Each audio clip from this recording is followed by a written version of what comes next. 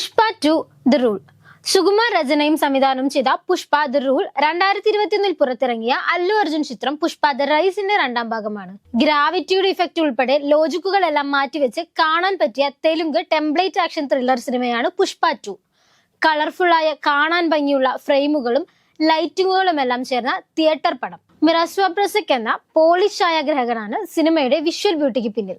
സിനിമയിലെ ഫൈറ്റ് സീനുകൾ പലതും ലോജിക്ക് മറന്ന് മാത്രം കണ്ടിരിക്കാം. കഥയിലേക്ക് വരുമ്പോൾ പ്രത്യേകിച്ച് കഥ ഒന്നും തന്നെ ഇല്ല. ഒന്നാം ഭാഗത്തിന്റെ ബാക്കിയാണ് രണ്ടാം ഭാഗത്തിലുള്ളത്. രക്തചന്ദനം കടത്തുന്ന സ്വന്തമായി കുടുംബപ്പേരില്ലാത്ത കൂലിക്കാരനായ യുവാവ്, കള്ളക്കടത്തുകാരനായ അവനെ തടയാനെത്തുന്ന എലീറ്റ് ക്ലാസ് വില്ലൻ പോലീസ് ഉദ്യോഗസ്ഥനും തമ്മിലുണ്ടാകുന്ന ഈഗോ ക്ലാഷിന് ആരംഭം കുറിച്ചാണ് ഒന്നാം ഭാഗം അവസാനിക്കുന്നത്. രണ്ടാം ഭാഗത്തിൽ അവൻ തന്റെ കഴിവ് കൊണ്ട് ഒരു ഡോണായി മാറി ഒരു സംസ്ഥാനത്തിന്റെ തന്നെ ഗവൺമെന്റിനെ വിലയ്ക്ക് വാങ്ങുന്നു. എങ്കിലും സ്വന്തമായി ഒരു കുടുംബപ്പേരില്ലാത്ത ദുഃഖം അവനെ ദുർബലനാക്കുന്നു. രണ്ടാം ഭാഗത്തിൽ നായകനും വില്ലനും തമ്മിലുള്ള ഈഗോ ക്ലാഷ് തുടരുന്നു. എന്നാൽ പുഷ്പയെ ഒന്നുകൊണ്ടും തോൽപ്പിക്കാൻ പറ്റാത്ത സാഹചര്യത്തിൽ പ്രധാന വില്ലൻ എന്ന് നമ്മൾ അത്രയും നേരം വിചാരിച്ചു കൊണ്ടിരുന്ന ക്രൂരനായ വില്ലൻ പെട്ടെന്ന് സിനിമയിൽ നിന്ന് തന്നെ അപ്രത്യക്ഷമാകുന്നു. കൂടാതെ പലയിടത്തും കഥ അയാളെ കോമഡി പീസാക്കി മാറ്റുന്നുണ്ട്. ഓൾമോസ്റ്റ് ഫസ്റ്റ് ഹാഫ് കഴിയുന്നതോടെ കഥയും ദുർബലപ്പെടുന്നു. ചിത്രത്തിന്റെ രണ്ടാം ഭാഗം പിന്നീട് മുന്നോട്ടു പോകുന്നത് സീരിയലുകളിലൊക്കെ കാണുന്ന പാസത്തിലൂടെയാണ്. തന്നെ അനിയനായും കുടുംബത്തിലെ അംഗമായും പരിഗണിക്കാത്ത ചേട്ടന്റെ മകളെ വില്ലന്മാരിൽ നിന്ന് രക്ഷിക്കുന്നതിലൂടെ താൻ ആഗ്രഹിച്ച കുടുംബപ്പേര് നായകൻ നേടിയെടുക്കുന്നു.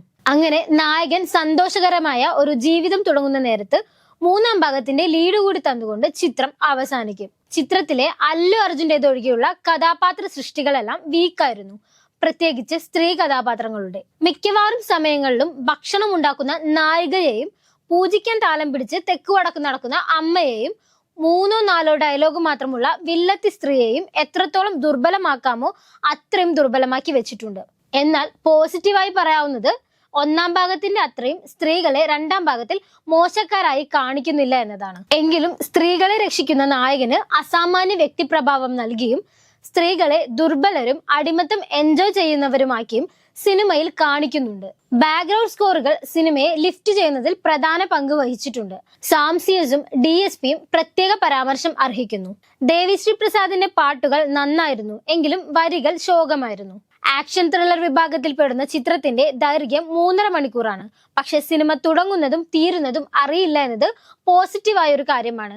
കാരണം അത്രയും എൻഗേജിംഗ് ആയ എഡിറ്റിംഗ് ആയിരുന്നു ചിത്രത്തിനുണ്ടായിരുന്നത്. പക്ഷെ ഗ്രാഫിക്സ് പലയിടത്തും പാളിപ്പോയിരുന്നു. പെർഫോമൻസിലേക്ക് വരുമ്പോൾ അല്ലു അർജുൻ പുഷ്പയുടെ റഫ് ആൻഡ് റോനെസ് കുറച്ച് കോമഡി കൂടി ചേർത്ത് നന്നായി തന്നെ ചെയ്തു. ഫഹദ് വന്നു പോകുന്ന ഇടങ്ങളിലെല്ലാം നല്ല പെർഫോമൻസ് കാഴ്ചവെച്ചു. എങ്കിലും ഫഹദിന്റെ കഥാപാത്രത്തിന് പ്രത്യേകിച്ച് ഇമ്പാക്റ്റോ ക്ലോഷറോ നൽകാൻ രണ്ടാം ഭാഗത്തിന് കഴിഞ്ഞിട്ടില്ല.